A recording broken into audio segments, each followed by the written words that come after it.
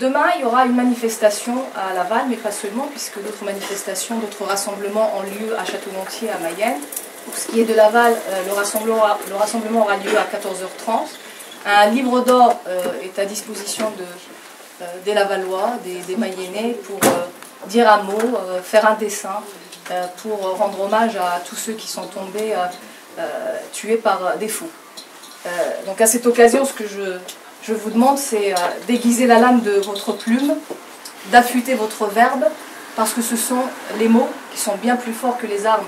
Je pense qu'avec ce qui s'est passé, il ne faut pas répondre par la haine, par l'intolérance, il faut répondre par vraiment cette, encore une fois, unité et par des mots forts qui nous rassemblent et qui permettent à chacun de se rappeler de ce qui nous unit, de ce qui nous rassemble au sein de notre pays. La France s'est montré le chemin, je vais peut-être être dur pour certains, mais il faut que je le dise, elle s'est montré le chemin de la CAF, elle s'est montré le chemin de la sécurité sociale, elle s'est montré le chemin de la préfecture pour faire une carte d'identité, pour faire une carte de séjour.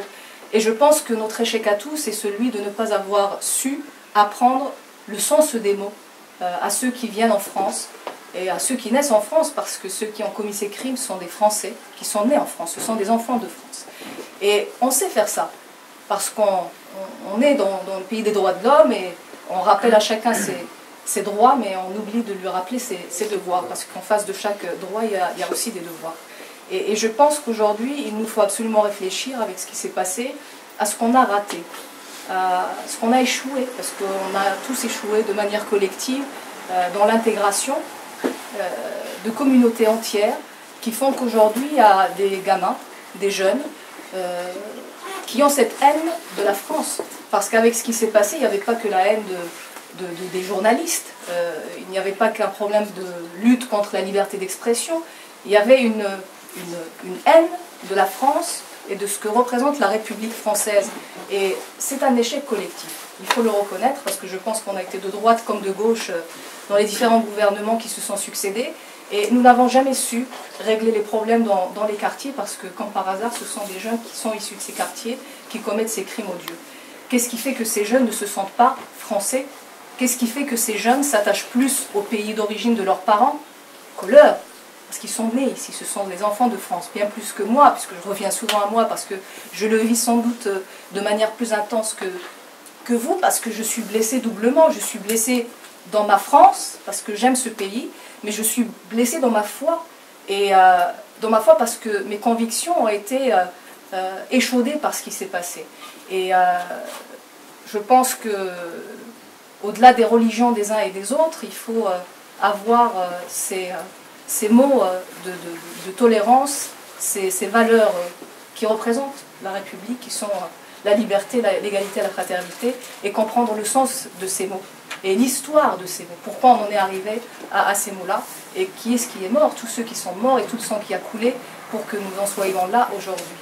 Après, il faut aussi réfléchir à ce qu'il faut faire pour éviter que des crimes de ce type se répètent. Et il ne faut pas que demain, parce qu'il y a eu un dénouement de ce qui s'est passé ces derniers jours, on se dit c'est fini.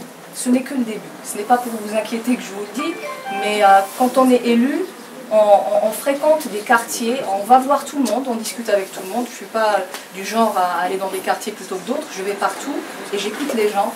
Et je pense qu'il y a un profond malaise, un profond problème identitaire. J'entends des politiques qui parlent de ce problème identitaire, de cette crise identitaire, mais je pense qu'ils ne comprennent même pas le sens.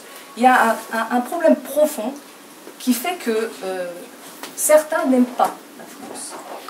Il faut absolument, encore une fois, que demain, on ne tombe pas dans l'indifférence en se disant « bon bah c'est fini, ces criminels sont morts et ils ne nuiront plus, d'autres nuiront ». Parce que nous avons l'art de ne pas régler les problèmes en France. Nous avons l'art de ne pas voir les choses. Parce qu'on se dit, tout le monde est merveilleux, tout le monde est gentil, et donc il ne faut pas...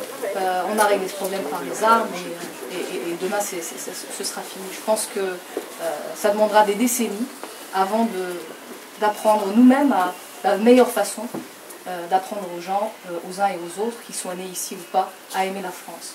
Et c'était les mots par lesquels je souhaitais commencer ces vœux, en espérant que le pire de 2015 est derrière nous et que le meilleur est à venir. Pour revenir à nos vœux et à la vie de notre fédération, à vous voir nombreux ce matin, je pense que chacun de vous a cette envie de faire avancer l'UMP. Et vu les circonstances, je pense que l'UMP a un rôle majeur à jouer. Il y avait la crise économique qui est gérée par le gouvernement de gauche.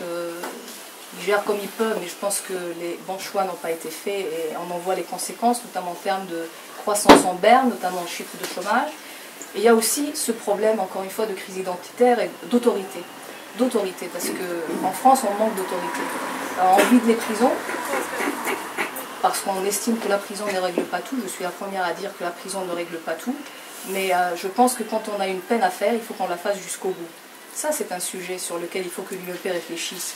Il faut qu'on apporte des réponses concrètes à ce problème de jeunes qui sont en prison, qui ne font pas leur peine, qui sortent au bout d'un an ou deux, et au problème aussi d'endoctrinement qui se fait au sein même de la prison, sous les regards de ceux qui gardent, du personnel des prisons, etc.